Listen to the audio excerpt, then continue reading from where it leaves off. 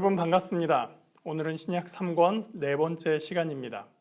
십자가를 향한 예수님의 여정에서 예수님은 제자들과 마지막 유월절 식사를 하신 후에 감람산으로 제자들을 데리고 가셨습니다.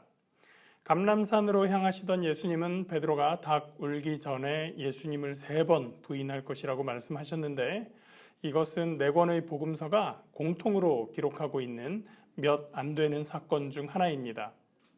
무슨 일이 있어도 주님을 떠나지 않고 목숨까지도 버리겠다고 했지만 결국 자신의 말을 지키지 못했던 수제자 베드로의 부인 사건은 모두에게 충격적이었기 때문입니다.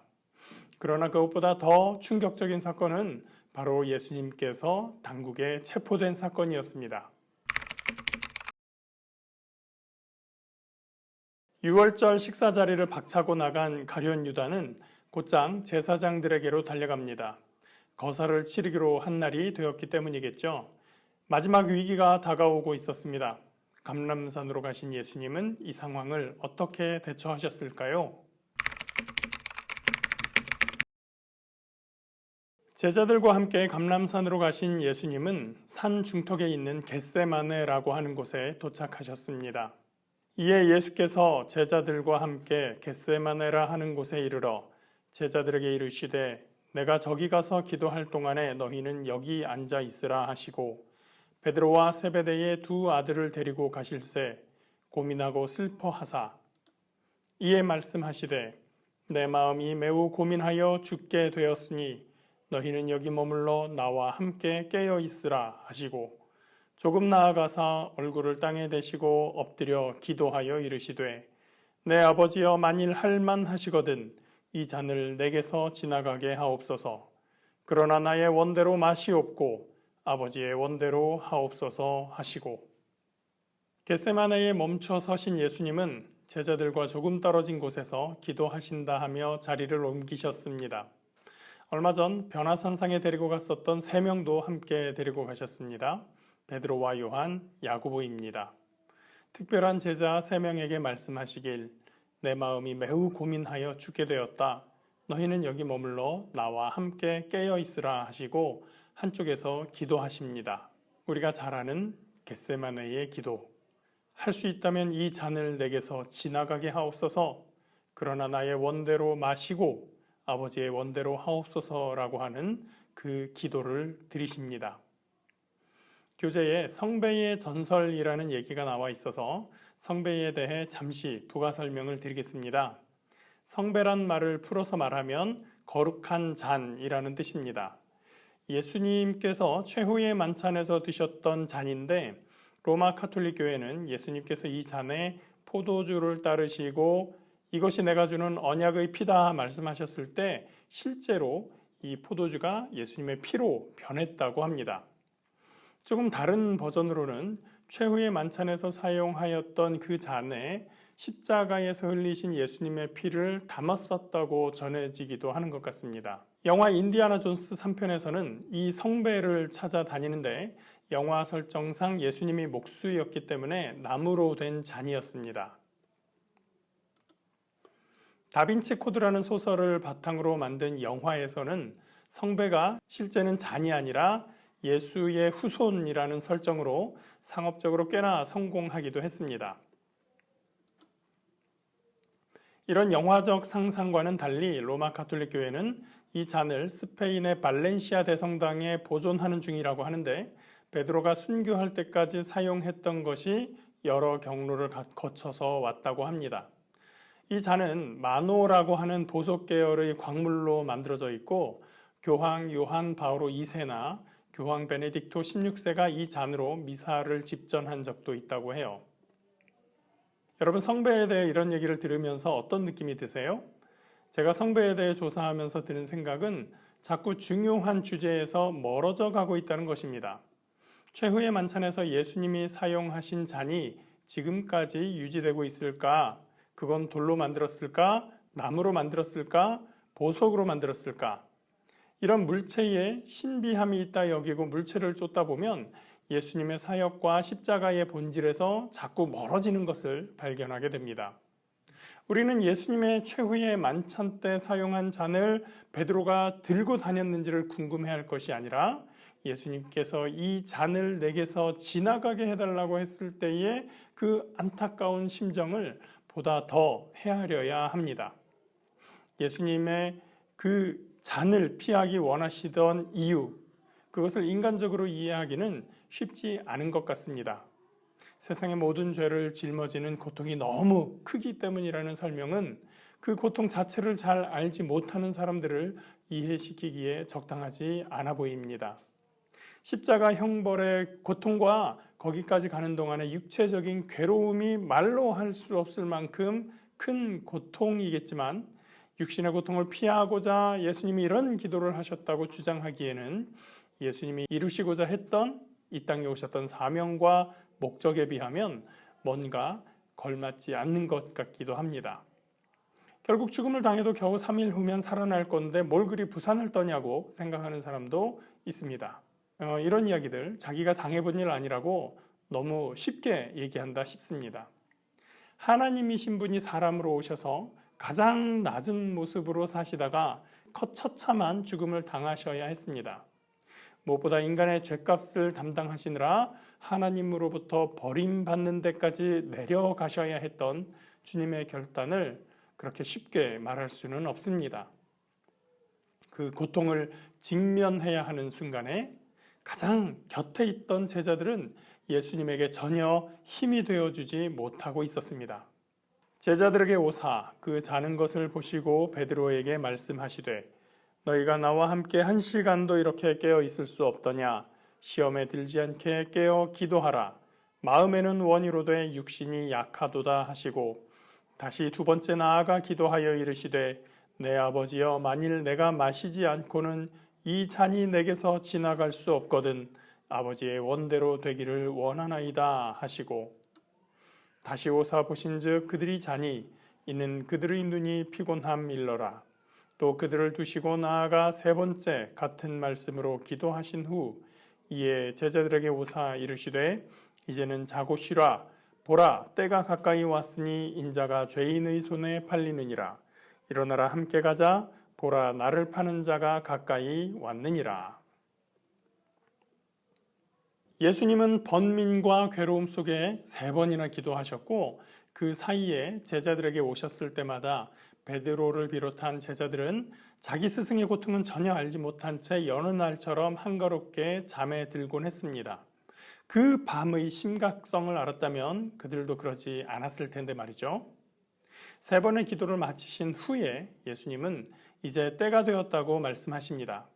보라 나를 파는 자가 가까이 왔느니라고 말씀하신 이유는 예수님의 신비로운 능력 때문에 알아채신 것이 아니라 감람산에서 예루살렘의 입구가 보이기 때문입니다. 예수님은 기도하시는 동안 횃불을 들고 이쪽으로 줄지어 오는 행렬을 지켜보고 계셨던 것입니다.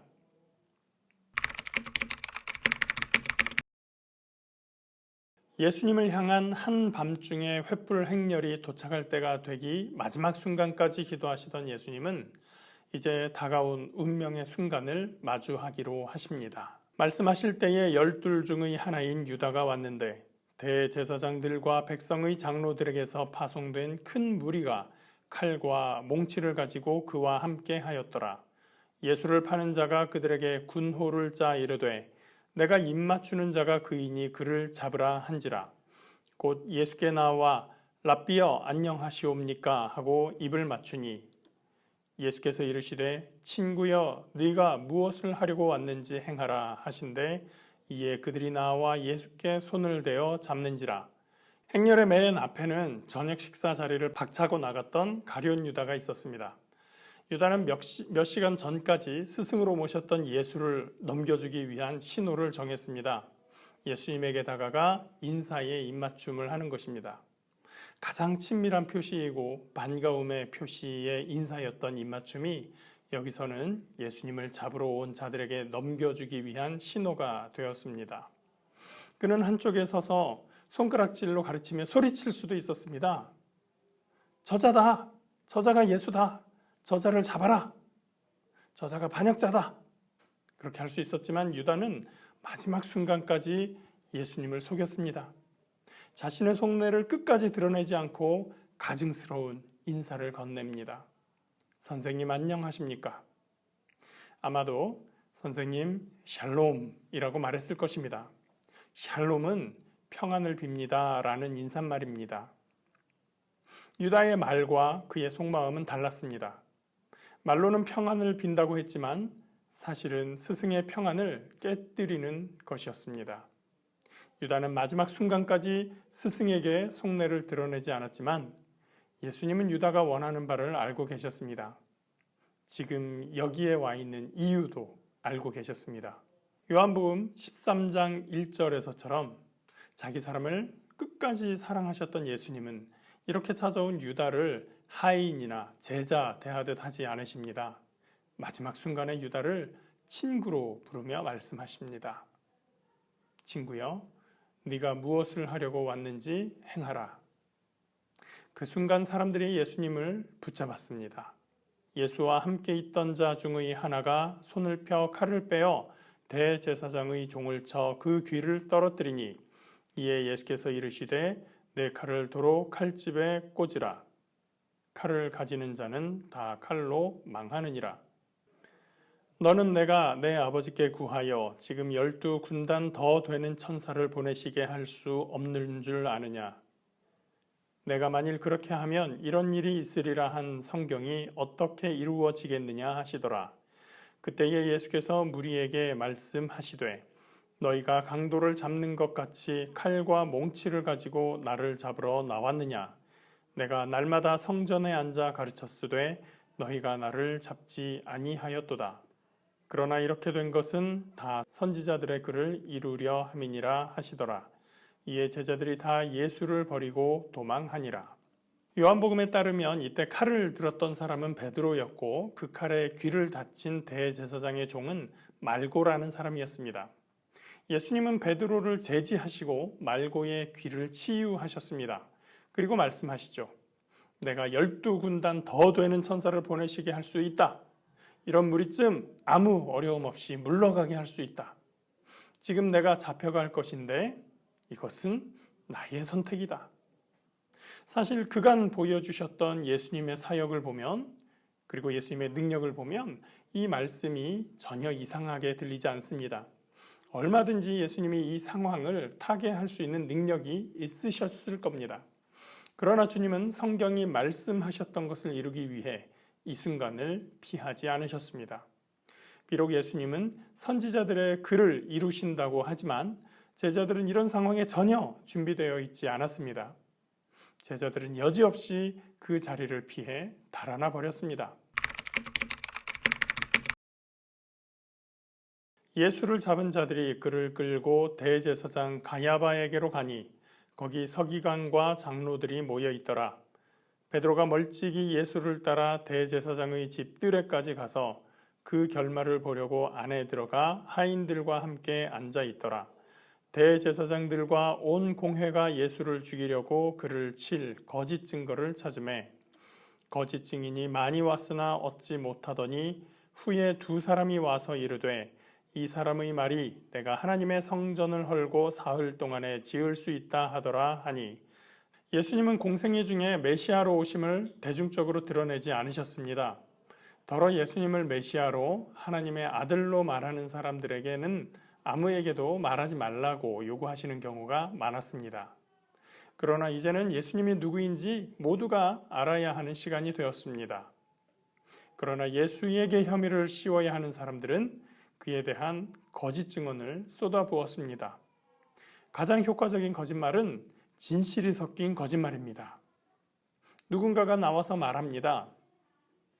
이 사람이 하나님의 성전을 헐고 사흘 동안에 지을 수 있다고 했어요. 요한복음에 비추어 보면 하나님의 성전을 헐라고 하신 것이 아니라 이 성전을 헐라고 하셨습니다. 그리고 그것은 성전된 예수님 자신의 육체를 말씀하신 것이었습니다. 그 말을 약간 비틀어서 증언하자 예수는 허풍쟁이 신성모독자가 되어버렸습니다. 대제사장이 예수를 추궁합니다.